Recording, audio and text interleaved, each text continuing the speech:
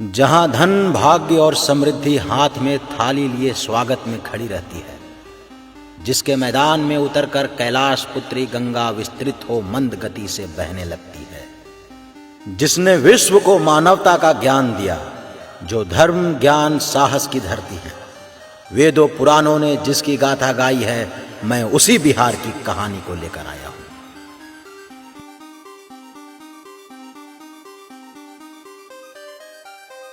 भारत का सबसे गौरवशाली साम्राज्य मगध और लगभग 2500 साल से मगध की राजधानी पाटलिपुत्र भारत के इतिहास के सबसे स्वर्णिम पन्नों में लिपटा है बिहार। रामायण काल में इसी बिहार की धरती पर जन्मी थी माता सीता। महाभारत युग में यही राजा जरासंध ने राज किया था और भगवान श्री कृष्ण को रण छोड़ने पर मजबूर किया था। इसी धरती ने दुनिया को पहला सम्राट दिया, इसी धरती ने दुनिया को पहला गणराज्य दिया। ये भूमि है भगवान बुद्ध की, ये भूमि है भगवान महावीर की, ये भूमि है चाणक्य, आर्यभट्ट और कालिदास की, ये भूमि है आंदोलन की, ये भूमि है बिहार की।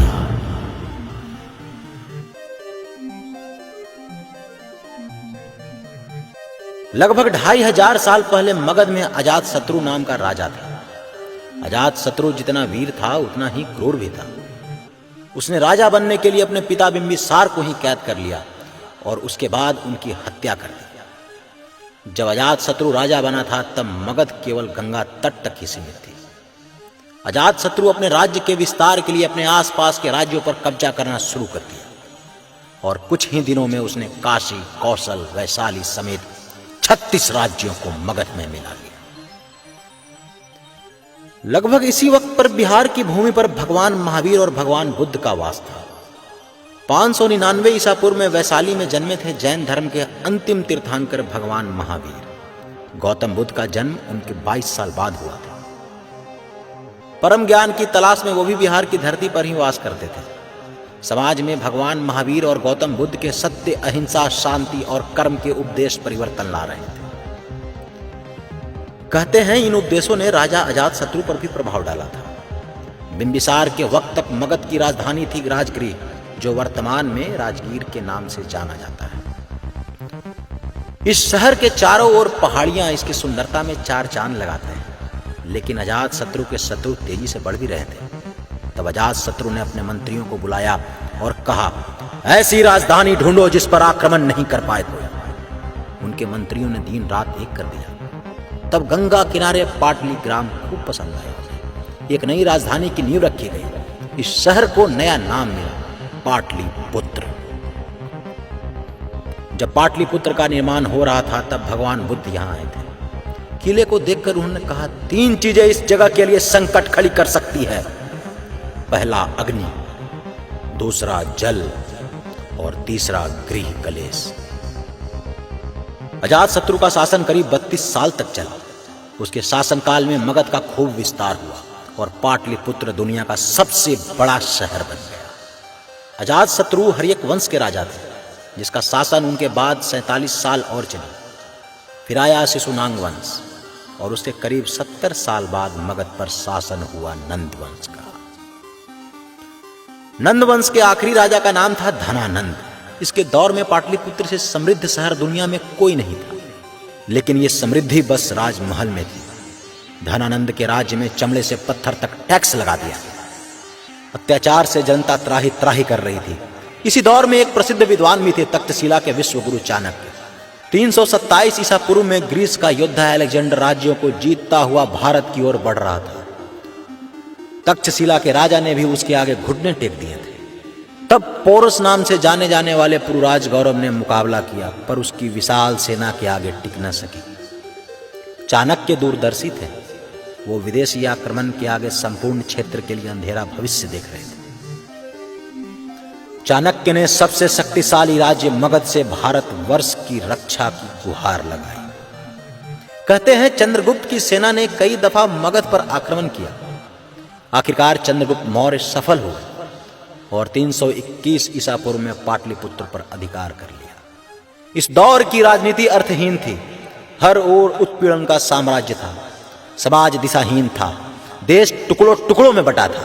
चाणक्य ने राजनीति के मायने बदल दिए, समाज को दिशा दिखाई, कूटनीति का समावेश किया, टुकड़ों टुकड़ों में बटे देश को विशाल साम्राज्य बनाया। आज भारतीय राजनीति में जोड़ तोड़ सतरंजी चाले दिखते हैं।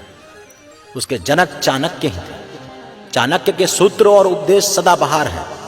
जैसे जैसे समय बीतता जा रहा है, ये और अधिक प्रासंगिक और सार्थक होते जा रहे हैं। चाणक्य का ग्रंथ अर्थशास्त्र में एक राज्य का आदर्श अर्थतंत्र का वर्णन है। इसमें राजशाही के संविधान के रूपरेखा है, यानी विधि विधान से लिखा गया राज्य का पहला संविधान पाटलिपुत्र की भूमि का उपज है। जब चंद्रगुप्त मौर्य का अभिषेक हुआ तब तक अलेक्जेंडर की मृत्यु हो चुकी थी, लेकिन उसके जनरल वापस नहीं लौटे। जितना इलाका अलेक्जेंडर ने जीता था, उसके छोटे छोटे हिस्सों पर यह जनरल अपनी हुकूमत चला रहा था। यानी मगध की सीमाओं पर विदेशी आक्रमणताओं का भय बना हुआ था। चंद्रगुप्त ने अलेक्जेंडर के सत्रकों को एक एक कर हराना शुरू कर दिया। सबसे बड़ी जीत थी अलेक्जेंडर के जनरल सेल्यूकस पर, जिसको हराकर पर्सिया का बड़ा हिस्सा चंद्रगुप्त में मगध में जोड़ लिया था। चंद्रगुप्त मौर्य के अधीन मगध साम्राज्य अखंड भारत की तस्वीर था, पर मगध का असली तस्वीर अभी दुनिया ने देखा ही कहां था। मगध साम्राज्य विशाल था, दूर दूर तक फैला था, लेकिन मध्य पूर्व में एक छोटा सा गणराज्य था कलिंग, जो चंद्रगुप्त मौर्य और उनके बेटे राजा बिंदुसार के लाख कोशिशों के बाद भी मगध का हिस्सा नहीं बन पाया था। पर अब मगध का एक नया राजा था, बिंदुसार का बेटा अशोक। अशोक बहुत अत्याचारी था, लोग उसे चंड अशोक कहा करते थे। अशोक अपने साम्राज्य का और अधिक विस्तार करना चाहता था, और कलिंग विजय तो अशोक के लिए प्रतिष्ठा का सवाल बन गया। अपने शासन के 8वें साल में 231 ईसा पूर्व में अशोक ने पूरी ताकत से कलिंग पर आक्रमण कर दिया। मगध की विशाल फौज के आगे कलिंग की सेना की कोई विसात ही नहीं थी। अशोक ने कलिंग को रौंद दिया, जमकर लूटपाट मचाई। कहते हैं ऐसा कत्लेआम मचा कि रणभूमि के बगल से गुजरती नदी खून से लाल हो गई। कलिंग का विनाश हो गया, लेकिन इस नरसंहार ने एक नए अशोक को जन्म दिया। चंड अशोक की जगह चक्रवर्ती अशोक महान। इस युद्ध के बाद सम्राट अशोक ने कभी किसी पर आक्रमण नहीं किया। उन्होंने अपना पूरा ध्यान मगध के कुशल शासन पर लगाया, शिक्षा के विकास पर लगाया, बौद्ध धर्म के अनुयायी हो गए, अहिंसा का संदेश फैलाया। अशोक अपनी विरासत को इतिहास के सुपुर्द करना चाहते थे। स्तंभ दीवार पर अशोक के आदेश अंकित हुए। आज तिरंगों के बीचों बीच सजा अशोक चक्र उस सम्राट की बहुत बड़ी निशानी है। ये अशोक का धर्म चक्र था, जिसकी 12 तिल्लियां अविद्या से दुख और बाकी 12 तिल्लियां सुख से निवारण की अवस्था दर्शाती है। इसके अलावा हमारा राष्ट्रीय चिन्ह भी सम्राट अशोक के स्तंभ पर ही सजता था। बिहार की धरती अगर खूनी संघर्ष का रणक्षेत्र बनी, तो अहिंसा का सबसे बड़ा संदेश भी यहीं से निकला। अगर नंद का कुशासन यहाँ था, तो सम्राट अशोक का आदर्श शासन भी यहीं था। पाटलिपुत्र की धरती ने चाणक्य जैसे महान चिंतक से विश्व का परिचय कराया, तो आर्यभट्ट की कर्मभूमि भी मगध ही थी। गणितज्ञ आर्यभट्ट ने दुनिया को पहली बार बताया था कि पृथ्वी अपनी धुरी पर घूमती है, और उन्होंने आर्किमिडीज से अधिक सटीक पाई का अनुमान बताया। आर्यभट्ट ने विश्व को शून्य का ज्ञान दिया और मगध को ज्ञान का केंद्र बना दिया।